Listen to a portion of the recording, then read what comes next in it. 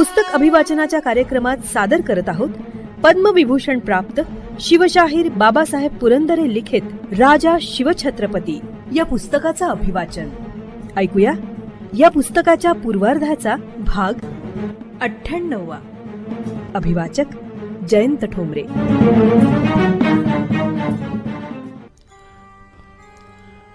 राजगड आणि लाल महाल.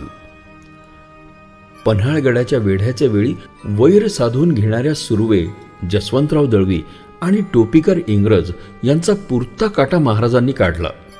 शिवाय शाहिस्तेखानाच्या कारतलब आणि नामदार या दोघा खानांचाही मोड केला.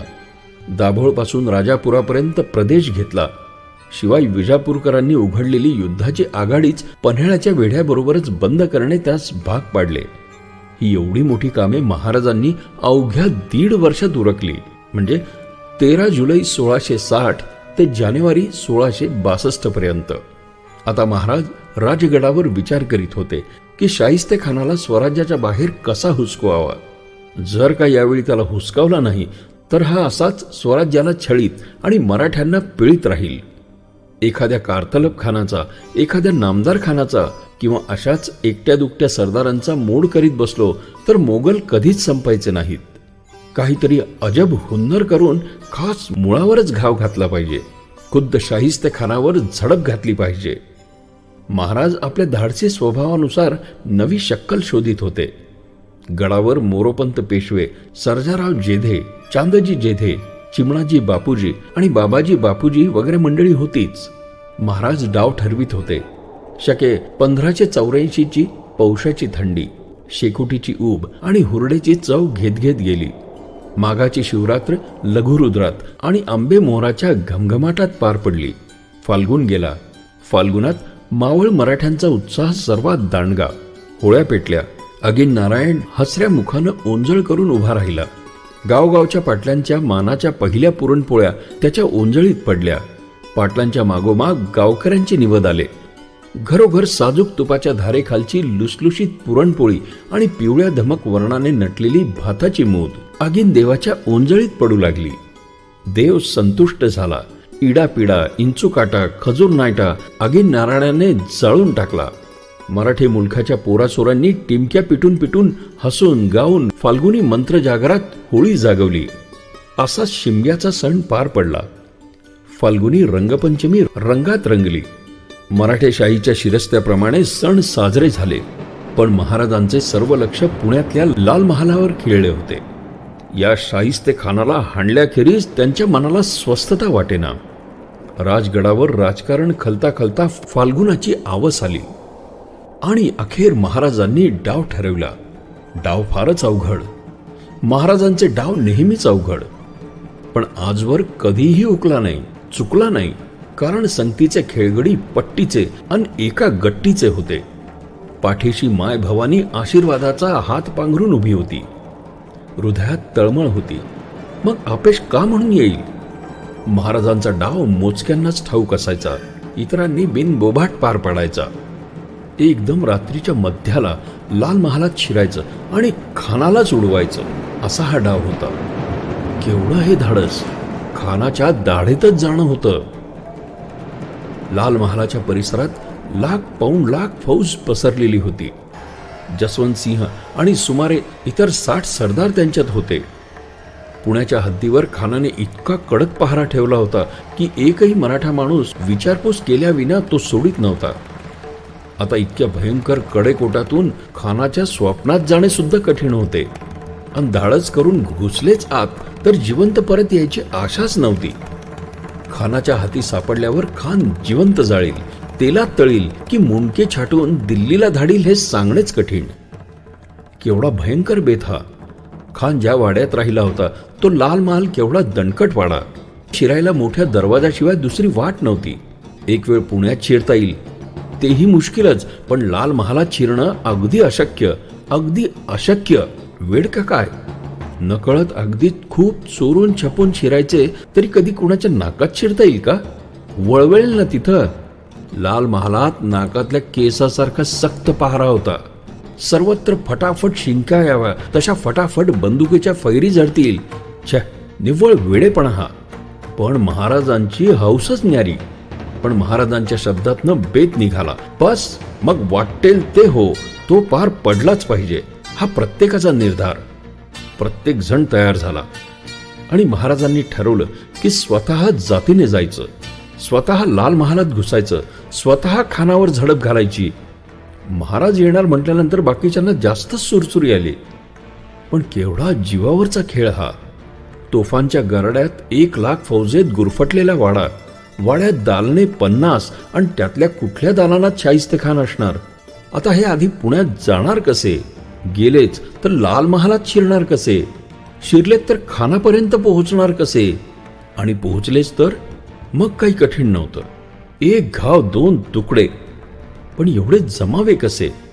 मोगलांनी ओळखले, गराडले, पकडले म्हणजे मग. पण एकदा ठरले म्हणजे ठरले. सगळा बेत अगदी गुप्त होता. डाव्या कानानं ऐकलेले उजव्या कानापर्यंत पोहोचत नव्हते. राजगडावर बेत बनत होता. काय काय करायचे, कसे कसे करायचे, कुणाचे काम काय, याचा अगदी लग्नातल्या मानापानासारखा बेत चालला होता. महाराजांभोवती बसून खान साहेबांच्या पाठवणीची तयारी चालली होती. त्यात एका माणसाची उणीव होती म्हणूनच की काय, नेतोजी पालकर मोगलाई हद्दीतून लूट घेऊन राजगडावर दाखल झाला. नेतोजीने बरीच लूट गोळा करून आणली होती, परंतु एका मोठ्या संकटातून शिताफीने बचावून सही सलामत तो आला होता. मोगलांची झुंजताना तो स्वतःही जखमी झाला होता. मोगलांच्या हातीच सापडायचा, पण वाचला तो. त्याचे 300 घोडे ठार झाले. पाठलाग चुकवण्यासाठी जखमी स्थितीतही रोज 22 ते 25 कोसांची दौड मारीत तो निसटला आणि राजगडावर आला. चैत्राचा पाडवा उजडला. गडागडावर नवे भगवे झेंडे चढले, गुढ्या चढल्या. नवे संवत्सर, शुभकृत संवत्सर शके 1585 उदय पावले. दशरथाच्या कौशल्येला डोहाळे लागले होते. नवे 9 मास पूर्ण झाले होते. आता फक्त 9 दिवस अवकाश होता. चैत्र शुद्ध नवमीला रामचंद्र जन्माला येणार होता, पृथ्वीला दैत्यांच्या जाचातून मुक्त करण्याकरता. आणि महाराजांनी खानाच्या जाचातून स्वराज्य सोडवण्यासाठी छापा घालायचा मुहूर्त ठरविला चैत्र शुद्ध अष्टमीचा. रामजन्माच्या आधी फक्त 24 तास, नवे 12 तास, मध्यरात्रीच्या सुमारास, म्हणजेच 6 एप्रिल 1663, चैत्र शुद्ध अष्टमी, मध्यरात्री 12 नंतर. महाराजांनी दिवस ठरवला. अगदी गुप्तपणे सारी तयारी सुरू झाली. सर्वांची तहानभूक आणि झोप उडाली. पुण्यात लाल महालावर छापा आणि शाहिस्तेखानावर झडप घालायची कशी, याची अगदी तपशीलवार कुंडली तयार झाली.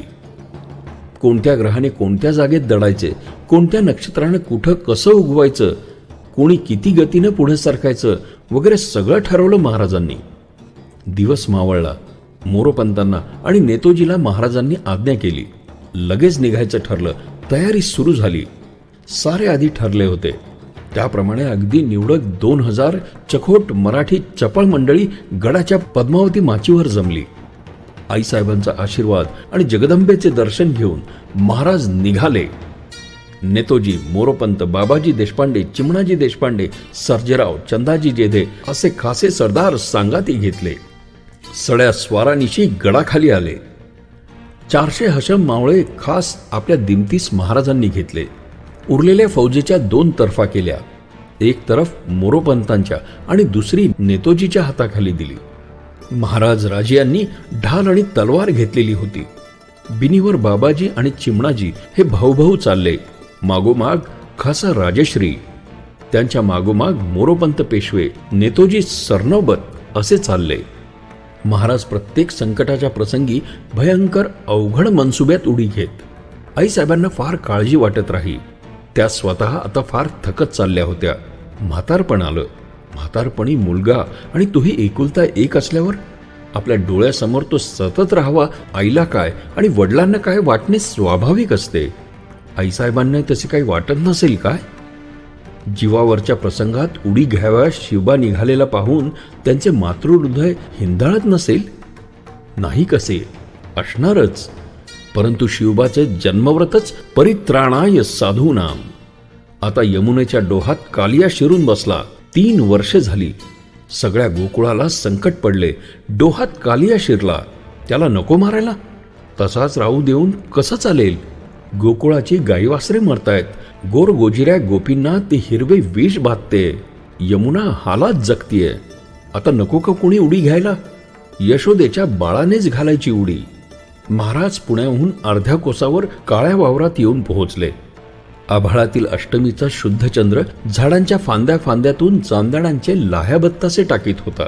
मध्यरात्रीचा सुमार. रातकिडे फक्त आवाज करीत होते. महाराज तिथेच पायउतार झाले. खानाच्या छावणीतील कुलमुस्तकीन खबर आधीच गुप्तहेरांकडनं आणवली होती. त्याप्रमाणे सर्व योजना दक्षतेने आणि दुर्देशीपणे आखली होती.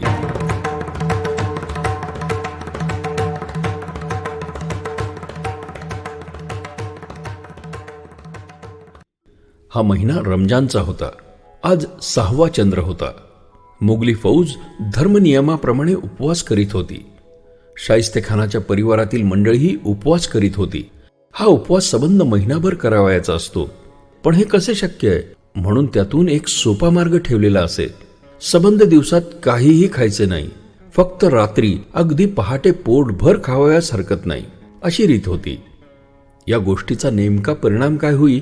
संबंध दिवसभर काहीही न खाल्ल्यामुळे रात्रीच खूप सडकून भूक लागत असे आणि मग सपाटून जड पदार्थ खाण्याकडे माणसाचा कल जाई. असा कल जाई आणि त्यातून रात्रीची वेळ असे. त्यामुळे मंडळींना कलंडाला वेळ लागत नसे आणि मग गाढेगाढ झोप लागे. हा अगदी नैसर्गिक परिणाम घडावायाचाच. हेच नेमकं लक्षात घेऊन महाराजांनी छाप्यासाठी रोजाच्याच महिन्यातील दिवस निवडला. शिवाय शहरामध्ये चौक्या पहारे कसे आणि कुठे कुठे आहेत, लाल महालाच्या अवतीभोवती काय स्थिती आहे, एकूण राबता कसा कसा चालत आहे इत्यादीची माहिती महाराजांनी आधीच मिळवून ठेवलेली होती. काळ्या वावरात महाराजांनी नेतोजी आणि मोरोपंत या दोघांना त्यांच्या त्यांच्या तुकड्यांनीशी ठेवले. शिवाय ठिकठिकाणी मावळच्या मार्गावर आपले लोक गुप्तपणे महाराजांनी ठेवले होतेच. त्यांच्यापाशी खुणेचे इशारे करण्यासाठी नगारे, शिंगे, करणे वगैरे सामान दिले होते. मारामार करून कार्यभाग उरकल्यावर महाराजांनी आणि छापेवाल्या मावळ्यांनी सिंहगडाकडे पळावे. सर्जेराव जैद्यानं महाराजांचा घोडा सज्ज करून ठरवून दिलेल्या जागी उभे राहावे.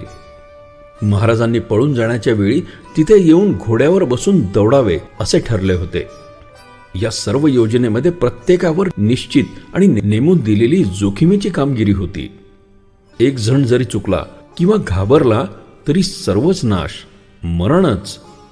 खानाला घर बसल्या आयती शिकार. त्यातल्या त्यात बाबाजी आणि चिमणाजी या दोघा भावंडांची कामे तर फार अवघड होती. हे दोघे जण देशपांडे महाराजांच्या फारच प्रेमातले होते. यांचे वडील बापूजी मुदगल देशपांडे हे महाराजांच्या अगदी बालपणी लाल महालात चाकरी करीत होते. ते होते पुणे प्रांताचे हवालदार. तेव्हापासून महाराजांची बाबाजी आणि चिमणाजींशी दोस्ती, अतिप्रीत, बालमित्र. एकूण कामगिरी सर्वच अवघड होती, जीवावरची होती. लाख फौजेच्या गरड्यातून शिरून चिरेबंदी वाड्यात शिरून खानाला मारून स्वतः जिवंत परत यायचं होतं. नाही सांगतायत हे किती दुष्कर काम होतं ते. आपणच विचार करा की स्वतः त्यात आहोत आपण. महाराजांना बाबाजी आणि चिमणाजी यांना पुणे शहराची, विशेषतः लाल महालाची खडान खडा माहिती होती, कारण तिथे त्यांचं बालपण गेलं होतं. चिमणाजी आणि महाराज यांनी आपल्याबरोबर 200 मावळ्यांची तुकडी घेतली. यात कोयाजी बांदल आणि चांदजी जेधेही होते. दुसरी तुकडी 200 मावळ्यांची बाबाजीच्या हाताखाली दिली आणि निघाले. यावेळी मध्यरात्र उलटून गेली होती. खानाचे लष्कर उपवास सोडून जडान्न खाऊन गाढ झोपी गेले होते. चौक्या पहारे गस्ती मात्र जाग्या होत्या. खुद्द लाल महालात एका मोठ्या दालनामध्ये अनेक पडदे वापरून एकात एक अशा अनेक खोल्या बनवल्या होत्या. जनान्याच्या राहण्याची व्यवस्था त्यात होती. खानही त्यावेळी त्यातच होता. याशिवाय खोल्या, ओसऱ्या, दालने, कचेऱ्यांची जागा, अब्दारखाना वगैरे अनेक सदरा सोप्यांनी आणि व्यवस्थांनी लाल महाल सजलेला होता. पंत दादाजी कोंडदेवांनी हौस धरून बांधलेला हा वाडा. वाड्यात देवडीवर आणि आतही जागोजाग पहारे होते. खान झोपलेला होता. जनाना आणि जनान्यातील दासी, नोकरचाकरही झोपलेलेच होते.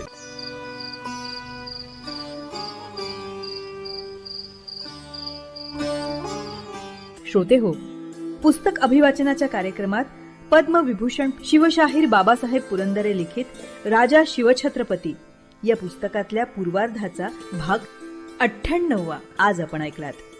रसिक हो, आपल्याला हे पुस्तक अभिवाचन आवडतंय, भावतंय, ऐकावंसं वाटतंय हे आपण दिलेल्या कमेंट्सवरनं लक्षात येतच आहे.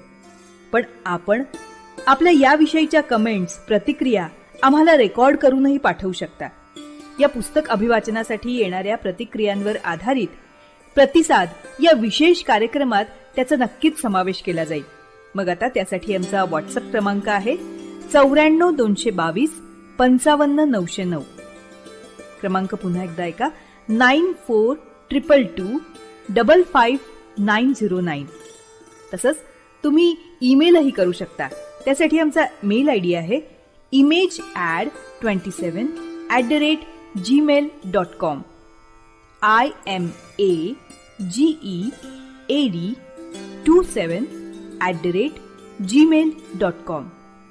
तेव्हा आपल्या प्रतिक्रिया रेकॉर्ड करून आम्हाला नक्की पाठवा. आम्ही त्याची आतुरतेने वाट बघतो आहोत. आणि आता जाता जाता रेडिओ जयंतचे दर्जेदार कार्यक्रम ऐकण्यासाठी, त्याचं वेळोवेळी नोटिफिकेशन मिळवण्यासाठी रेडिओ जयंत लाईक करा, शेअर करा.